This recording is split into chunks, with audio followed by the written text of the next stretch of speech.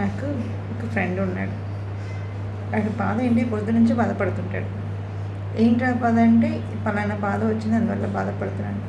సైలెంట్గా ఉంటాడు. ఏంటో సైలెంట్గా ఉన్నావు, ఏమైందంటే, ఇవాళ ఏ బాధ వస్తుందో, ఏ బాధ అయిపోతే ఈ బాధతోనే బెటర్గా ఉంది కదా, కొత్త బాధ వస్తే దాన్ని ఎట్లా మేనేజ్ చేసుకుంటాను. ఏమి బాధ వచ్చినా బాధపడతాడు, బాధ రాపోయినా బాధపడతాడు. బాధని ఎట్లా మేనేజ్ చేయాలని బాధపడతాడు, బాధ నుంచి ఎట్లా తప్పించుకోవడం. సో మొత్తానికి వాడు బాధ లేకుండా బతకలేడు, బాధపడకుండా ఉండలేడు. ఆడ ఆ బాధలో ఉండి ఉండి వాడిని చూస్తే మాకంతా బాధపడటమే మానేస్తాం. సో ఎప్పుడు ఏదో దానికి బాధపడుతూ ఉండాలి. కన్నీ విత్ బాధ అనుకున్నట్టు ఉంటాం. సో కొన్ని క్యారెక్టర్ ఉంటారు, వాళ్ళని మార్చాలని అనుకుంటే మన మెంటల్ పీసెస్ మీద పోతుంది. సో మనం మెంటల్ పీస్ మీద మనకు చాలా ఇంపార్టెంట్.